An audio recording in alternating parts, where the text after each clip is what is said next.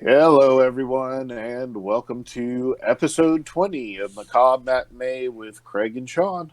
As usual, I am Craig Lance. And I'm Sean, bearded Cappolitan.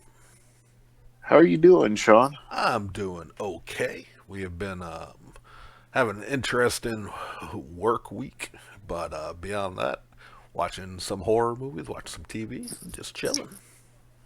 Yeah, um, that's about it for me, too. My wife's out of town, and I've been at home the last few days by myself and just getting caught up on some things. Nice, nice. So, something we want to pass on probably to our listeners, all 10 of you. Uh, we're going to, for a little while, go to every other week for recording. My schedule has been kind of nuts for work, and it's just been too hard to get in there. And I think Sean's recording like 20 different podcasts now. So, I am a busy man, but yeah. As always, real life will always come before fun endeavors on the internets, on the YouTubes. So yeah, for now we'll be doing it every other week. Hey, but you know what? If this works out for a good groove, y'all just wait every other week, and we appreciate you. Go back and watch the other episodes to remember what we said about your favorite horror movies while you yeah, I wait. mean, this is exactly. And, we both love horror movies, but sometimes being able to sit down, get the same movie watched, and get it put together and then put out a show, just we'd rather put out one on a regular basis Yeah, than try and do it every week and miss, like every third one or something. So, just yeah, for the time being, we're going to go to every other week, and we'll let you know if that changes. absolutely. So this week we are going to talk about the remake of A Nightmare on Elm Street. So if you haven't seen this movie, you need to go ahead and go watch it because there's no way to really do what we do, which is give a sometimes brief synopsis, sometimes longer synopsis of the movie, and then discuss it in depth. And we can't do that without spoiling it for you. So even though this movie is now 11 years old, we don't want to run anything. So go watch it, come back and listen to us. Uh, as I stated, this is A Nightmare on Elm Street 2010, or as I like to call it, Freddy meets the Vampire Diaries. Uh, it was, of course, released in 2010. It was written by Wesley Strick and Eric Hauser. Hauser, I think is how you say his name, Sure. and directed by Samuel Baer. It stars Jackie Earl Haley as Freddy Krueger. If you don't know who Earl Haley is, Rorschach in Watchmen. He was in Bad News Bears, the original one, as a kid. He's been in all kinds of things, Yeah, so yeah. you know him. Also stars Kyle Garner as Quentin. Rooney Mara is Nancy, and you will definitely recognize her as Lisbeth from Girl with a Dragon Tattoo. Right, right. Katie Cassidy is Chris, who you will likely recognize as Laurel Lance on Arrow. Yeah. Kellen Lutz is Dean, who you may or may not, depending on if you've seen this particular saga, the Twilight Saga. He played Emmett. Oh. And then Clancy Brown plays Quentin's father. Clancy from just about everything you've ever watched, but he, for me, will always be the Krugen from the Highlander. Yeah, as well as damn near every voice from every cartoon, live act, Yeah, animated from adult to children, saying he is a amazing talent. he really is. And then there's a pretty fun cameo in there. Judith Hogue, who was none other than April O'Neil from the original Teenage Mutant Ninja Turtles movie. Oh, I don't know if you caught that or I not, but did not. she played the doctor in the ER. Oh wow, okay. Yeah, I Yeah. did not catch that one. So the story opens with I'm sorry, Dean at the diner where Nancy is a waitress, and Dean is trying his best to stay awake, but he is failing miserably. He finds himself in Freddy's nightmare world quickly enough and is attacked by Freddy. Uh, Freddy slashes at his hand and startles Dean awake, and when he wakes up, his hand is bleeding. Nancy tells Dean that he can't stay if he is going to keep falling asleep. They're going to make her throw him out, and she pours him some more coffee. About that time, Chris enters the diner. Chris goes and sits with Dean, who starts to tell her about his dreams and fears and what's been going on. But at another table, we have Quentin and Jesse having a meal, uh, basically so that they could introduce us to all of the characters at once. Right. Quentin points out that to Jesse that Chris is sitting with Dean. Jesse gets mad because apparently him and Chris are recently broke up and storms out of the diner, leaving Quentin there to pay the bill. Quentin awkwardly flirts with Nancy, pays the bill, and leaves.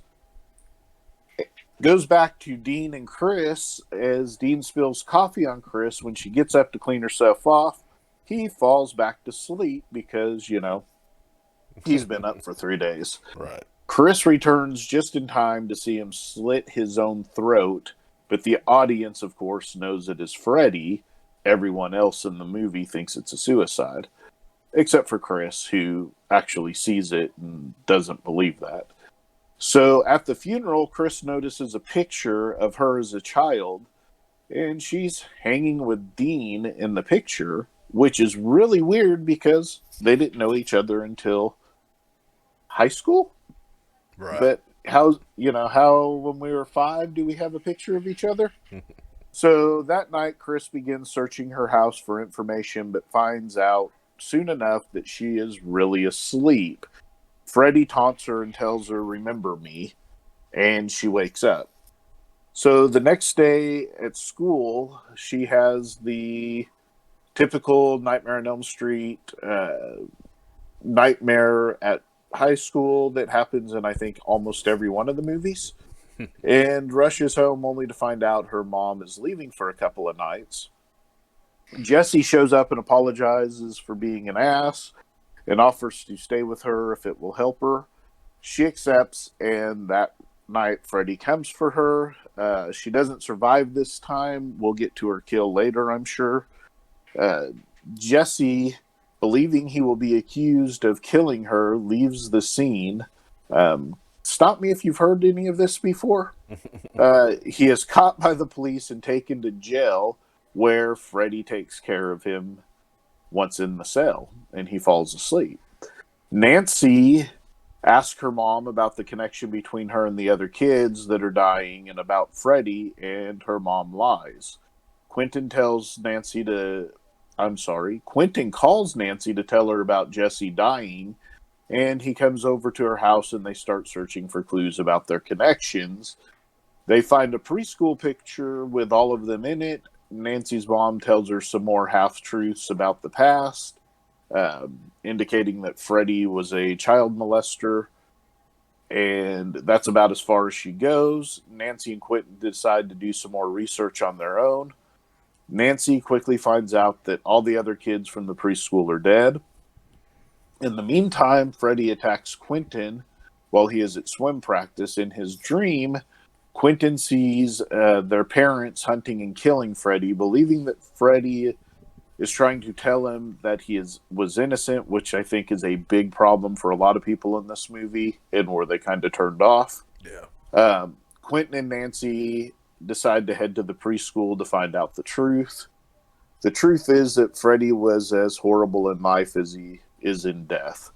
They concoct a plan to bring Freddy into the real world where they can kill him.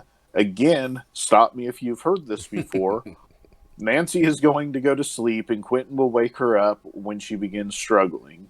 Except Quentin falls asleep, of course.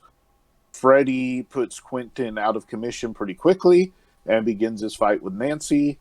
Eventually, Quentin wakes up and realizing what is happening, tries to wake Nancy. He cannot. So he uses some adrenaline he stole from the ER earlier. And after he finally gets her awake, she was struggling with Freddy, so he comes into the real world.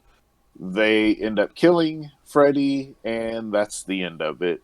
Or did they kill Freddy? Or is So, it? yeah. Spoilers, So, it is, because this has been 11 years with no sequel. yeah, there's no sequel to the remake at this point, and it was pretty poorly received at first, Yeah. um, including by myself. But upon this viewing, which, to be honest, I have not watched this movie since I seen it in the theater. Right. So it's been 11 years. I did not find this movie as bad as I remember it. Yeah, I watched it a little more recently before the second viewing, but I'd only watched it the one time. And while I found stuff I liked about it a lot better this time around, I still got a lot of issues with it, which we're about to get into.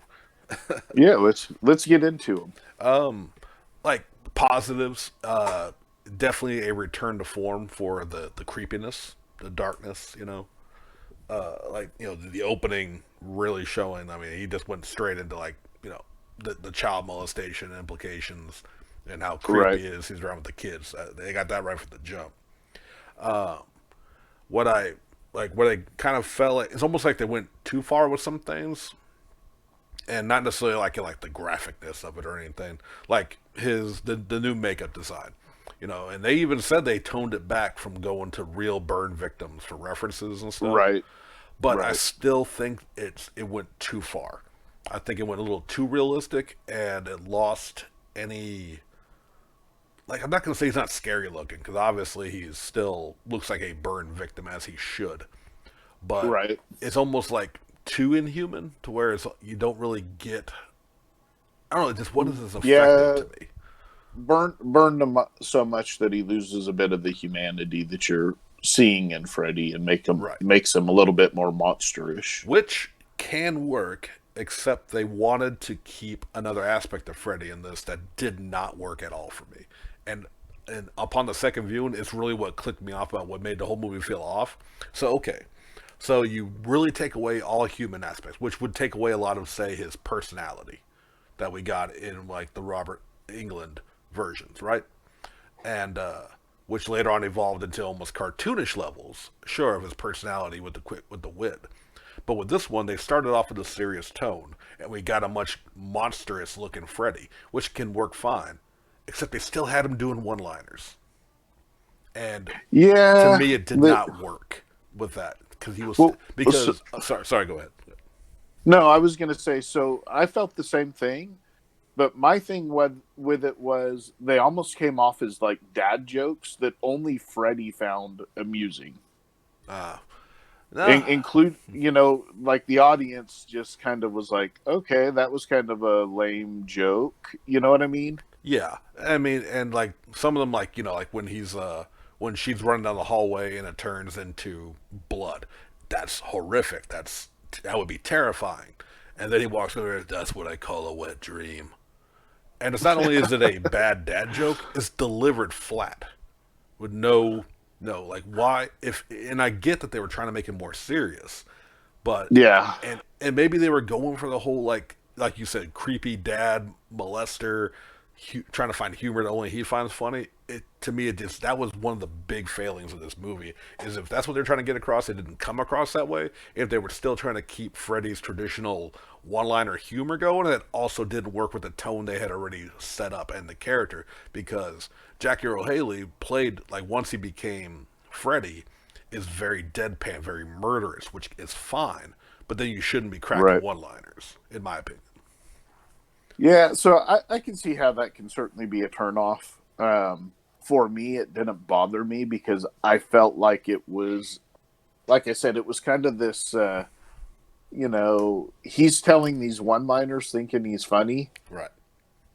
But even if you were, like taking yourself out of being the person he's making the one liner to, you Right. would, they weren't really jokes. They were bad jokes. Yeah.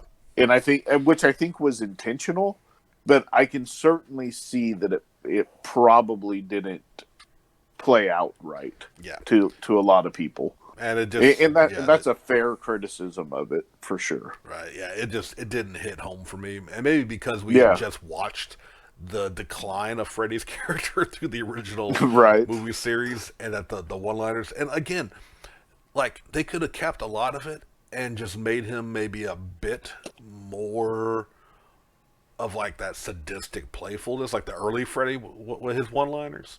That came across a little right. more like sadistically, just taking pleasure in your fear. But he's very straight, murderous tone, which can be fine. I just don't think that. I think those two styles didn't work well with how they did it on here.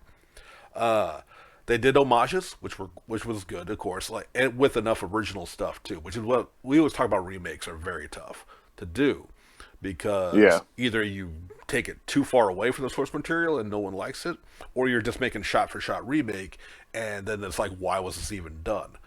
This is a nice little middle ground because there's enough. I agree. Yeah, there's enough new stuff in here and little changes to the original story while also paying homages. And just the one, like, of course, yeah. Are we gonna get we get Freddy coming through the wall, which in the original was practical spandex material effect, super creepy.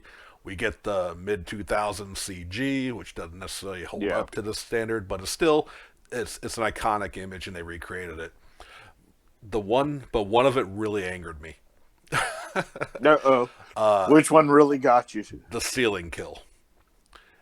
It looked Oh, it the looked repeat of the yeah, Tina kill. which is Yeah, fine if you're it's a classic kill, it's an iconic yeah, kill. It looked goofy as shit to me in this one, slamming her yeah, around, just kind of floating, while getting bumped in like like a bumper car. It had no impact of the drama of the original, or even how they did it in New Nightmare when they homaged it in that one as well. That was like yeah, this one just looked, and again with the tone of what we're going for, it looked silly as shit, and definitely, and he didn't even like because the original, she's getting dragged up and he's cutting her the whole time. You're seeing the blood smear along the wall and ceiling. yeah, She just got bing bing binged around and then slash on the stomach and she fell. To me, it was a yeah. very weak homage. Yeah. If he had been like slashing her around in the dream, Yeah, so that you had like the like you said, the blood kind of spattering on the walls and so forth. right. I think that probably would have given it a little bit more. Instead, Jesse wakes up and just sees his, ex girlfriend, whatever, Right. flying around the room, and he's freaking out, but which anybody would in that situation. Of course. But on screen, probably fell a little bit flat, a little too close to the original without being close enough. Right. If that's a thing. Um, Like yeah, it if was, you're gonna do it and pay homage to it, do it and pay homage to it. or You at don't least have to. or step it up. Again, it could have Yes. been bloodier using the special effects. It could have had her, like pausing and just seeing like another gash rip open. You know what I mean? If you're gonna remake it and you have the technology and the special effects to kind of even up it a little bit, maybe not into like Right. ridiculous standards, but you know what I mean? Like either make it as it was, at least in the same tone, even if you change up a little bit, or step it up. Don't make. But to me, they brought it down in this version of it. And here's one I'm going to ask you because this may just be me. And Yeah. did you feel like the impact of Nancy's struggle was lessened that Quentin was with her the whole time and believed her? I yeah, there's part of that, and there's part of the fact that it played a little too close to needing the male savior for Yeah, her. right. Um, which I did notice. Now the fact that she ends up being the one that takes down Freddy at the end. Right. Yeah, there is a scene where Quentin like doesn't believe her, but mostly kind of comes across a little bit as a lovesick puppy that And is like following her around. Johnny Depp's character, he while he like never flat out said no, you're fucking crazy, Nancy, but you could tell the whole time he like I'm playing along because I care about her, but Right, he doesn't really believe. Quentin is all in because even he has memories of Fred Krueger right, and while granted he still does some of the mess ups that Johnny Depp's character did, it's just the whole what I think really worked in the original as far as Nancy's plight when she became the central focus was that nobody believed her. And why would they? And it makes sense. Right. Even her boyfriend, or at least love interest, I can't remember if they were like ever official in the original They or were, not. yeah, they were official, Right. which I think is the difference in this movie. Is Right. But to me, yeah, just her having an ally who's going 100% along with it kind of takes a little bit away of the struggle and like the the solitude of her being the only one who knows. And I think that kind of I can weakened the agree movie a with little that. bit. I think this suffers. This one of the producers on this was Michael Bay, Unfortunately. and and this suffers from a lot of Michael Bay's remake, his horror remakes Right. that he does, which is, you know, don't get me wrong, I tend to mostly enjoy his horror remakes. Like I enjoyed this movie, um, but the characters are all a little too perfect. Does that make sense? Yeah, he's not Like exactly that, known for what's fleshing out characters. They're all pretty yeah. much There's they are what they need to be for the plot to move along. right. It. I don't know how much involvement he had in this, other than putting some money behind it. Right. So I don't want to bear on that too much. But once I saw that his name was attached to it, which I had forgotten, Yeah. it instantly kind of reminded me of the Texas Chainsaw Massacre Yeah. remake, where every character's just a little too pretty. They're just a little too, and I don't mean that in a negative way, because that tends to be the way it is in movies, anyways, right? Right. But with his, even Nancy, who's supposed to be the awkward one in this, it's not really friends with the rest of the group. She's just kind of on the outside of it. Right. Is still like, there's no way that girl's going to be the outsider in the world. You know what I mean? No, absolutely. And Certainly not the way they had her dressed and looking in this movie. yeah. So, again, that's kind of a real minor nitpick if I'm being nitpicky about it. But it was something that kept sticking out with me throughout the movie. Was it just and I don't know what it is about the remakes that he's involved in. Really, to put my finger on it, because like I said, I do mostly find them enjoyable, Right. but then I find them also a little lacking something, Yeah. and I can't quite figure out what it is they're lacking. If But if I want to throw it in there's and oh sorry, did you no. I was gonna say, if you have your pulse on that, let me know. to me it's kind of like what I touched on a little bit earlier about specific scenes. But now that you really kind of mentioned them, and well, granted, I haven't watched the Texas Chainsaw one in a while, which we'll be getting to that down the line. But Right. it's still a to me. It's sometimes it comes if what I remember from that too. Which again, I don't hate this movie. I don't want to be. I know I'm kind of probably Yeah, coming for across sure. a little overly negative, but like it's not a terrible one. And I remember enjoying the Texas Chainsaw one. But again, the problem is like where it needs to be gritty, like or a little more down to earth. The characters are too pretty, like you had said. Like these are all like model type kids who you don't believe are teenagers at all, and where they want to go like tonal differences, which again we don't know how much Michael Bay had involved with. I believe the studio is Right. called Platinum Dunes, who have made these. But I think a lot of it can be either it doesn't go far enough, or it kind of goes off where it should be. It doesn't. Nothing quite feels right. It feels almost. What's the word I'm trying to think of? Manufactured. It's kind of run of the Yeah. mill. You know what I mean? Well, Like it definitely has the feel of the 2000s horror franchises that were out there, right? right. Like Um, it didn't bring anything new other than like the usually the titular characters like Freddy. Like I said, they went something new with him, and they changed him up, brought him back to a more serious tone. Although, but again, they where they dropped the ball was for me like the one-liners and still trying to have some of that Freddy humor in what should have just right. in like which I think this movie would have been a lot better if it just went straight dark. straight darker, Yeah, like the original was. Which no, he had some right. fun in the original, but with the tones and the settings and how serious everything was taken, I think they should have stayed with that. And whether the studio felt like they couldn't do that because because people are just going to complain that there wasn't enough of the Freddy humor, I'm not sure. Right. But I feel like it felt like you said very run of the mill for a mid 2000s horror film with Yeah, and I think it kind of gets lost in everything else that was being made at that time. and when you're remaking an iconic franchise, that's not Right. acceptable. And I think that's what That brings it that down. Yeah, so I do want to talk a little bit about Earl Haley's performance as Freddy, Yeah, because I thought, I mean, of course he's got to read the lines that are given to him, right? of So course. taking the one-liners out of it and ignoring that part of it, I felt that he really gave a strong performance in this movie.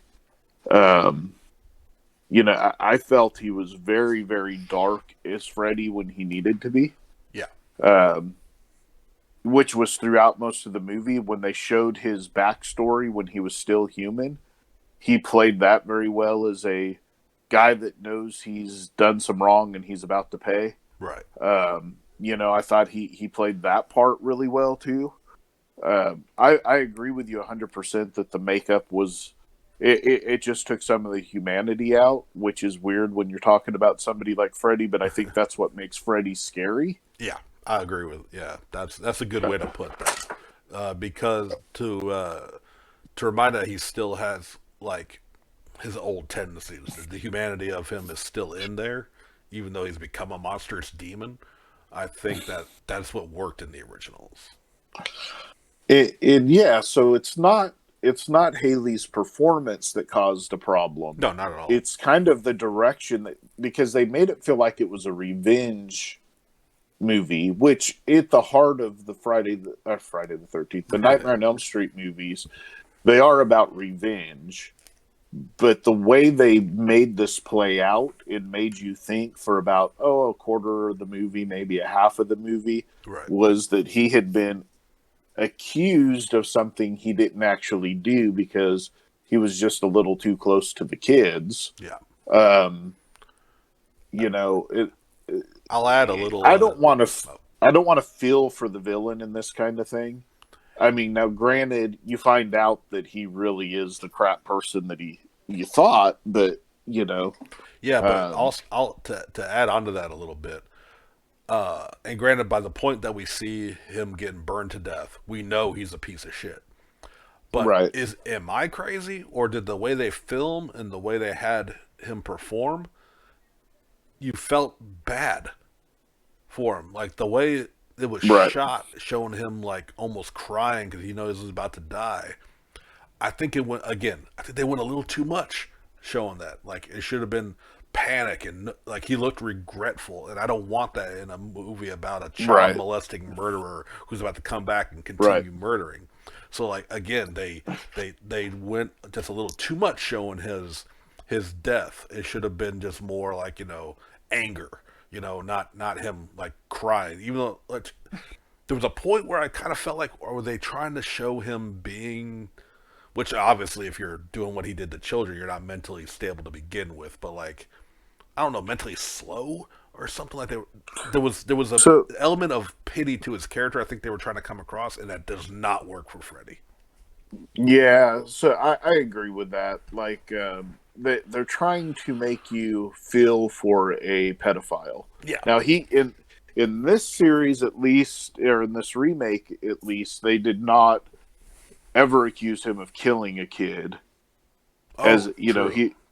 he was just straight up a child molester. Right, However, he did have the knives already made out because they found them right, in his bunker later. Um, so was he going to descend there? Yes, but they so it's like they almost want you to feel sorry for pedophilia and that that these parents were wrong. Where in the original series he's a killer and a pedophile right. and molester, and all of these things, so you don't ever feel bad for him that the parents killed him. And Right. I'm not saying I felt bad for him in this. I'm saying that the film wants you to believe I think so too. that. I think they were trying And to get a little bit of the sympathy on this, and I'm like, that does not work. and I think that to me is the core of the problem with this movie. Um, because there's plenty of suspense in this movie. There's plenty of drama in this movie. I think it may be the best acted of all of the Freddy movies. No, absolutely. Um, obviously, Rooney. I can't. I just lost her last name off the Mara, top of my head. Rooney Mara, Yeah, she is a great actress. absolutely. Um, Uh, and overall, they all did really well in this. So little behind the scenes thing apparently from Rooney Mara. I don't know if it's because of the reception or her time on the film, maybe making the movie. Apparently, after this, she's has been quoted as saying she felt like quitting acting after making this film. really, Yeah, apparently either it's because of the reception of the film, or I don't have the detail as to what made her want to say that. But yeah, this movie apparently made her want to quit acting. It's like usually that's that is rough, a because well, all actors end up making a quote unquote stinker, if you want to call this movie right? that. Right. At some point in their lives.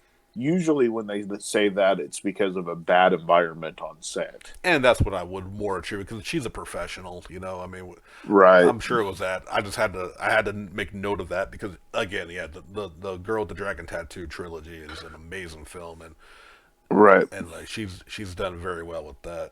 I I do wish want they'd have made the sequels. right.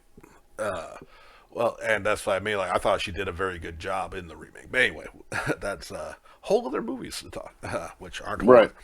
But I do want to. Dang it. I know, right? A positive to this film, though, and the hype was real for it when it came out, was that this movie actually broke box office record for midnight screenings. Like Oh, like okay. like when this released, this was like the movie to go watch at midnight, apparently. And I can get that. I think that was roughly about the time that midnight screenings were really kind of making a comeback. They were, Right.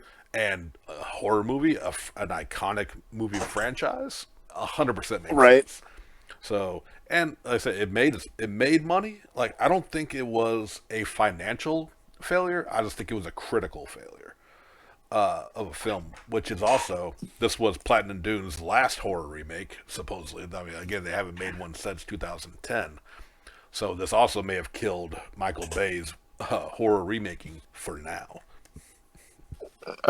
Yeah. Okay. I'm good with that because, like I said, all of his remakes just seem to be lacking something that I can't always put my finger on. Right. And again, there's plenty of suspense in this. There really is. This is, to me, some of the creepiest scenes in for a. I keep going to Friday the 13th. I don't know what is wrong with me today, but in the Nightmare on Elm Street movie, it's got some of the creepiest stuff going on, and then it doesn't always land. Right. No, absolutely. And again, I believe it was a tonal issue. Like Yeah. like they just either they wanted to go dark, but then they wouldn't go dark enough, and Yeah, they went I can see. graphic for sure. Like the kills and the blood and stuff's all in there, but it seemed like they would just break it up with like not necessarily humor or anything, but just like I don't know, like it's on the precipice of being what it should be, and it didn't quite get there. So in the original Nightmare on Elm Street movies, you always get the impression that the kids that are singing the nursery rhyme, the 1, 2, Freddy's coming for you, Right. are children that he killed. That their souls are warning other kids, right? Like Yeah. they're ghosts. They're using their presence to warn other people that you got to be safe because he's going to come for you too. Right. In this movie, because they took away the child killing aspect of it and turned him into a child killer just because it was revenge for killing him for molestation. Yeah. You kind of lose some of that creepiness too. even though you still have that in there, you know, it would have been a whole lot darker when he's playing hide and seek with them if when he's catching them, he's killing them. Right. You know what I mean? And like you said, it's like, it's just right on the precipice of doing everything right, but it's like they just pulled back just enough to stop it. You're right. You And know? again, we don't know if like how much studio involvement told them to, tone it down a bit. Right. Because I want to say, We don't want to have a child killed on screen or something. I can right. get that, but yeah. Well, like if I'm not mistaken, and I failed to write down on a note, but I want to say when I was looking up info on this movie, when it was announced to be a PG-13 film, Uh, and I believe the internet went ape shit, or at least the fans. They got a lot of things. They turned it up. Whether that was true or right. not, but like I want to remember hearing something like so.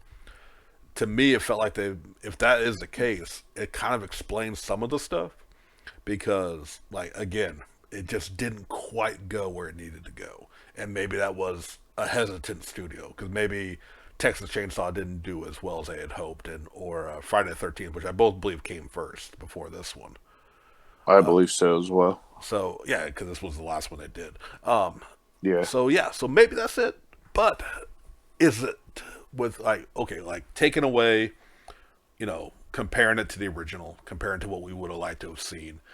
How does it Right. stand just as a horror movie unto itself? It's not bad. It's I not agree. great, but it's not a horrible. The second time watching it, and that's what a lot of I still talk to a lot of people these days about like when I kind of talk about a movie I have ended up liking, and they hated it and never went back. Like sometimes going back isn't always a bad thing to kind of revisit, and I think this is one of them. If you remember leaving disappointed, but maybe not like, man, that could have been something. Maybe check it out again. I would say. Yeah, I would wholeheartedly support that as well because there is a lot. Um, when you go into a movie, especially a remake, you go into it with preconceived notions on what you want it to be. Um, when you come back later and rewatch it, those preconceived notions sometimes you can put them aside, Right. and then you end up with a pretty different take on the movie. So yeah, I feel like that's good advice on any movie you don't like the first time around. If Well, you feel like you should have liked it, right. and then it just fell flat, go back and watch it again later, years later, sometimes. Yeah, Um, because unfortunately, and this is something like I think we've both have slowly gotten into watching like trailers less and less. You know, right. because like one of the biggest examples for me, and I remember I went to the movies with you and our buddy Jerry and my wife Vanetta, was Crimson Peak. Yeah. Those trailers made me believe it was going to be a haunting like horror story, and that's not what it was. And when we left the theater, y'all were like, "That was a great movie." I'm like, "Really? It was not what I was expecting." And that doesn't mean it was a bad. And I've gone back and I love the movie. Yeah. That's just been my prime example of sometimes you got to kind of just put your expectations aside.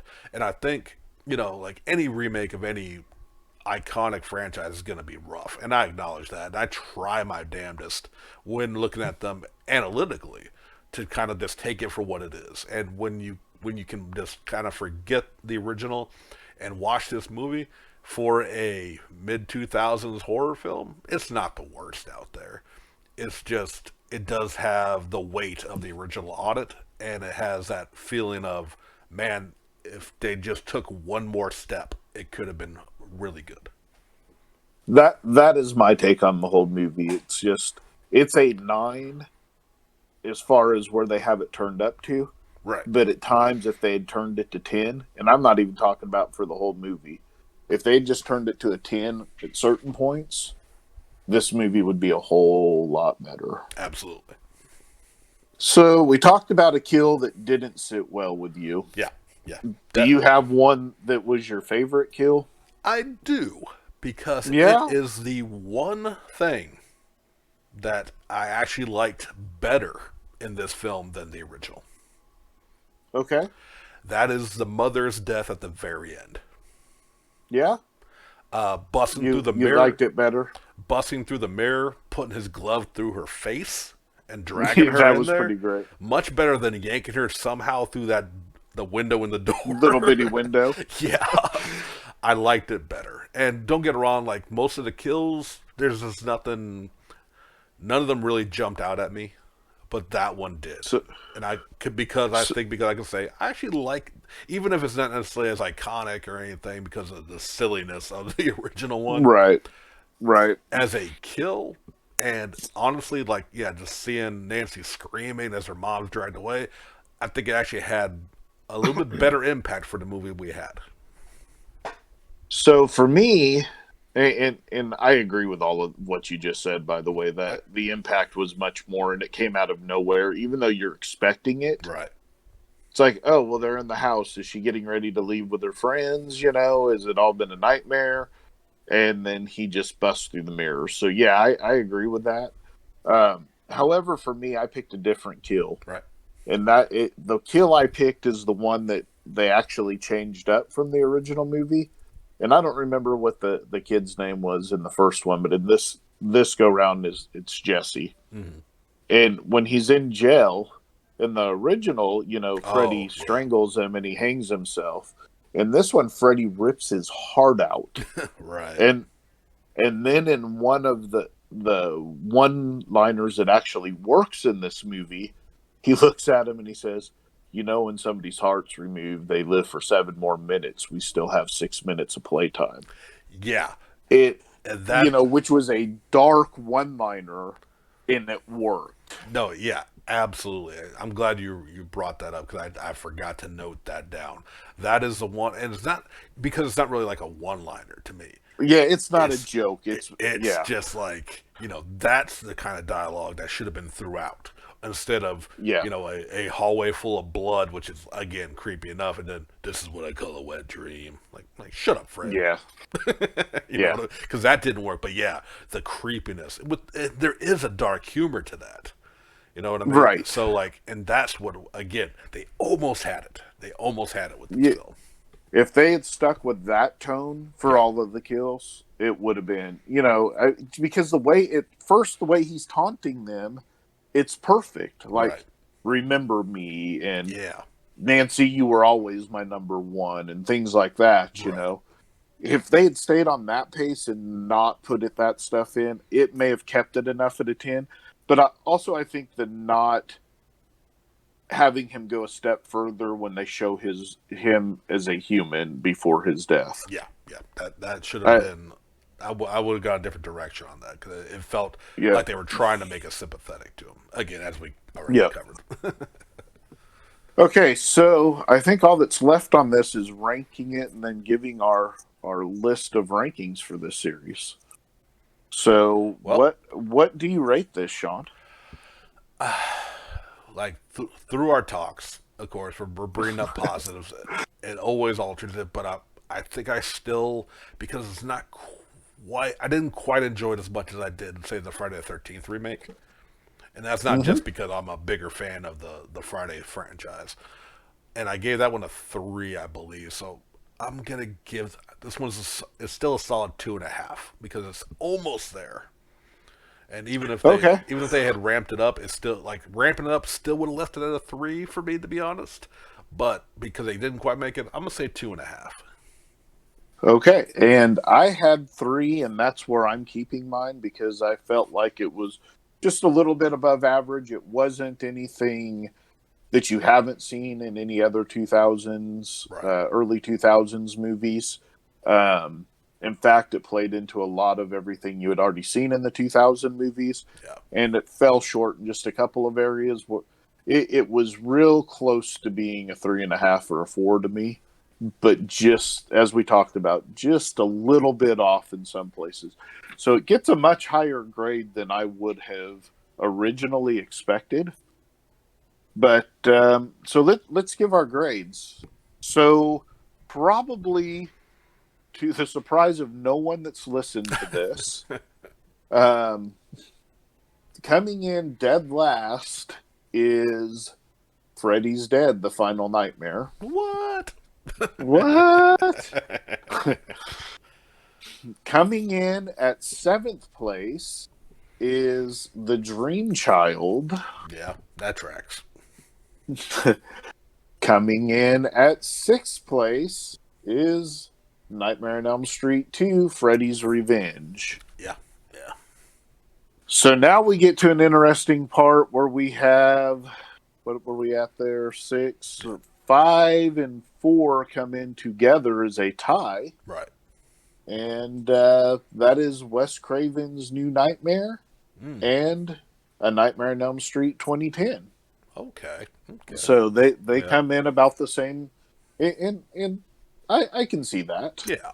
To be honest, coming in third is The Dream Master, A Nightmare on Elm Street Part 4. Yep. Which this is all tracking with me pretty right where I would have guessed, to be honest with you. If I like before we had gone through this, I would have flipped Dream Master and New Nightmare. But again, Yeah. as watching this, they are what they are. But like if you had asked me beforehand, I would have flipped them. Yeah, I mean, and I probably wouldn't have envisioned that the remake was in the middle of that, but yet here we are. Yep. So coming in number 2 is the original A Nightmare on Elm Street 1984. Yeah. And then coming in number 1 was Part 3, Dream Warriors. Cue docking song. The Dream War. I love that.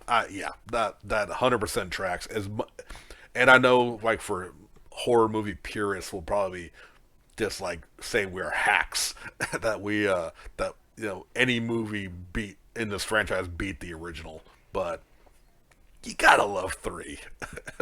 If 3, I mean, I get that, and if you'd asked me it, I probably would have told you that 1 is the best one. Mm-hmm. But ultimately, it just wasn't when in our honest rankings as we went through. And I challenge you, if you think we're hacks because we have number 3 is our, go watch them back to back and tell me which one's better. Yeah. Like analytically, not just giving Part 1 the benefit of the doubt of being the original. You just got to look at it as they were delivered, and man, 3 just delivers. I think so as well.